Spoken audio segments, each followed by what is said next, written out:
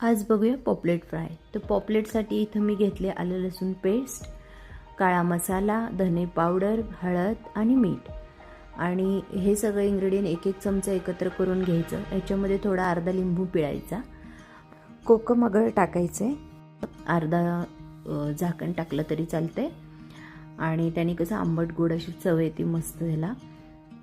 हे सगळं एकत्र करून पॉपलेटला एकसारखं लावून घ्यायचं आणि पॉपलेट अर्धा एक तास ठेवायचे तशीच मॅरिनेट करायला. बाजारात असे छानपैकी पॉपलेट मिळतात, ते कडक असे बघून घ्यायचे. खूप सुंदर आमच्या इथे मिळतात. बघा साईज बघा किती सुंदर आहे. आणि हा खूप मोठा पॉपलेट होता, जवळजवळ अर्धा किलोच्या वर होता हा, पाऊण किलो तरी असेल.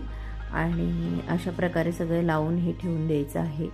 आणि उरलेलं हे जे आहे त्याचे डोके आणि शेपूट ह्याचं तुम्ही भाजी करू शकता. भाजीसाठी इथं मी तेल गरम करायला ठेवलेलं आहे. त्यामध्ये वाटण टाकलेले आपले खोबरं, आलं लसूण, कांदा याचं वाटण करून घेतलेलं आहे. आणि त्यामध्ये हळद, मीठ, धने पावडर, काळा मसाला असं मी टाकलेलं आहे. आणि हे चांगलं परतून तेल सुटलं की त्यामध्ये हे डोकं आणि शेपटाचा भाग टाकून द्यायचा आहे आणि थोडं गरम पाणी टाकायचं आहे. आणि ह्याला चांगली उकळी यायची. थोडी कोथिंबीर पण मी त्यामध्ये ॲड केलेली आहे. झाकण ठेवून छानपैकी हे शिजून घ्यायचं. भाजी लगेच शिजते. त्यानंतर मॅरिनेट केलेले हे जे पॉपलेट आहे हे फ्राय करून घ्यायचे. कुणाला मसाला फ्राय आवडतं, कुणाला रवा फ्राय आवडतं.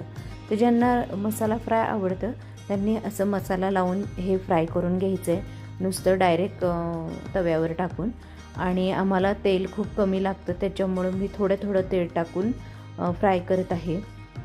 आणि ज्यांना रवा फ्राय आवडतं त्यांनी थोडा रवा घ्यायचा, त्यामध्ये थोडंसं मीठ ॲड करायचं आणि त्यात वर खाली करून असं या प्रकारे सर्व जे स्लाईस आहेत ते तुम्ही फ्राय करून घ्यायचे.